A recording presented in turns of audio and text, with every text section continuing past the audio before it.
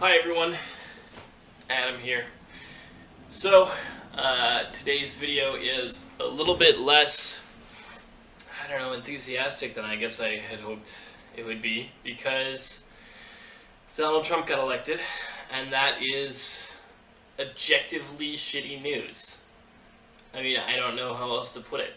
Like, we got a fucking clown elected for the head of the US, so, that's exciting.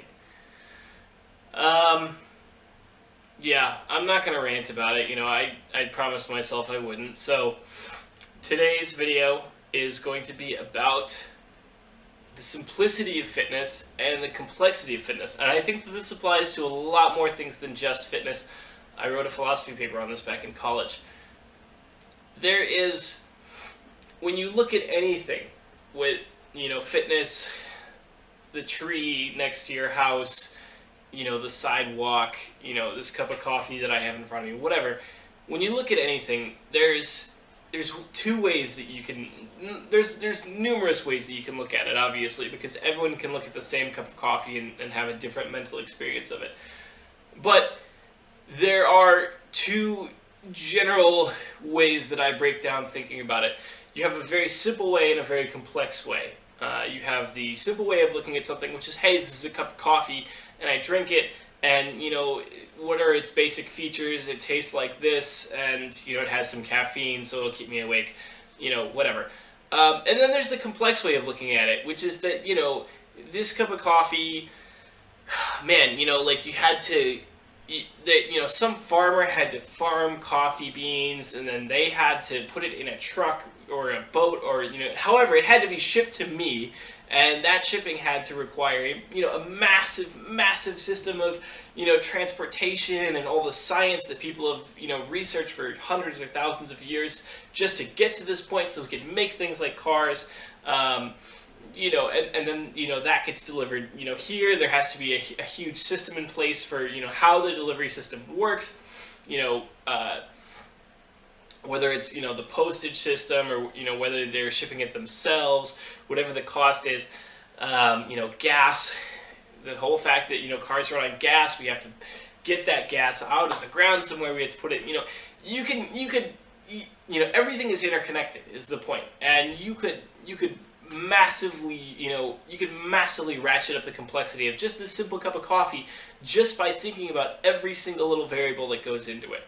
And then and that's just one way of doing it. There's also, I could look at this cup of coffee and say, here's why the science of this cup of coffee works, how we heat things up, and how that energy level rises, and that boils the water, and then you combine the there's so many ways that you could look at this cup of coffee. But at the end of the day, it's just a cup of coffee. You just take the cup of coffee and you drink it, and that's it.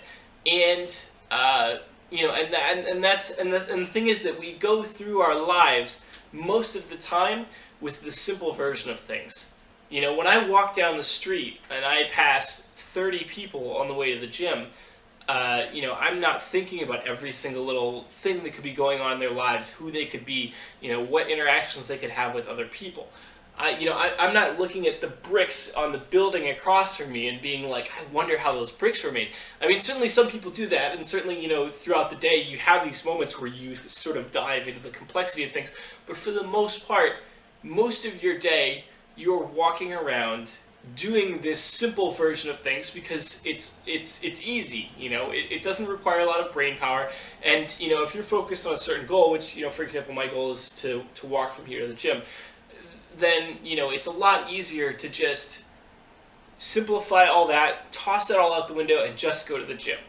And so it's easier, and actually it's far more possible to go to the gym when you simplify things like that, when you're not letting yourself get paralyzed by the massive complexity of every single element of the world that you live in. It's the same thing with fitness, is what I've been trying, is the point I've been trying to get to.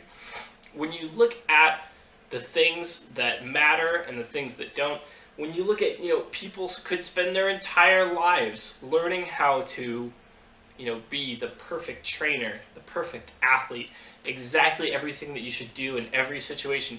And people have been doing that. People have been meticulously putting that together for hundreds of years.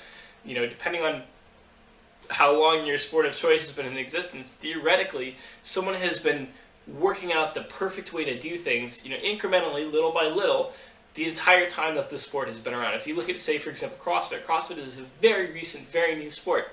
And, it flies in the face of what a lot of people, again, consider normal. What people consider, normal, sporty, sportsman behavior, normal training, normal training goals, etc. And you look at CrossFit, and CrossFit has been around for, 15 years? I honestly don't know off the top of my head. But the point is, it becomes more popular, and now we've got coaches. We've got specific, CrossFit coaches who have been there the entire time. You've got people like Jacob Sipkin, who's, basically one of the best coaches out there, I would say, who, literally wrote the book on how to do CrossFit style conditioning and training. Now you look at, a powerlifter. A powerlifter could spend their entire life. Louis Simmons, for example, he's a coach who spent his entire life learning how to be an excellent powerlifter, and how to train people to be excellent powerlifters. So you look at all that and you say, okay, that is the complex way of doing things. That is the hard, that is the way that you could spend your entire life doing that. And then there's the way where you could just lift a fucking weight. You can just go into the gym and you can be told, hey, do this deadlift, do this, for however many reps, and you do it. You try it. Maybe you can't do it. Maybe you physically can't do it. Maybe it's easy for you. Maybe it's hard for you. Whatever. And then and then you go home. And I think that the problem that we have a lot of the times with fitness, with literally anything that we're trying to achieve, with no matter what it is, I think that the problem that we have is that we very often try and do the complex thing first instead of doing the simple one.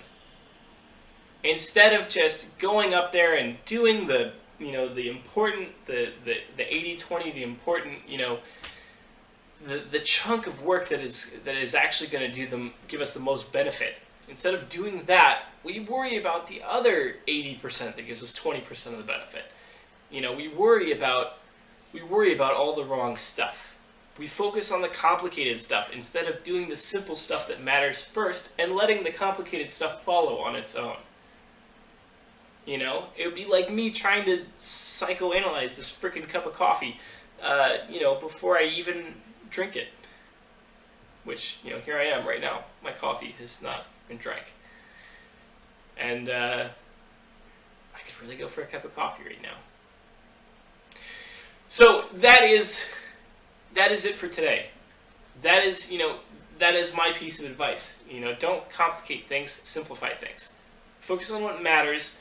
Don't let all the other stuff, wear you down. And I'm certainly guilty. We're all guilty of it. Everyone's guilty of it. No one's perfect. But that's, step one. Try and simplify things. Try and uncomplicate things. Try and unfuck things. Do what you can. All right. I'll talk to you guys next time. As always, like, comment, share, subscribe. Tell me what you want to see in future videos. I will see you soon.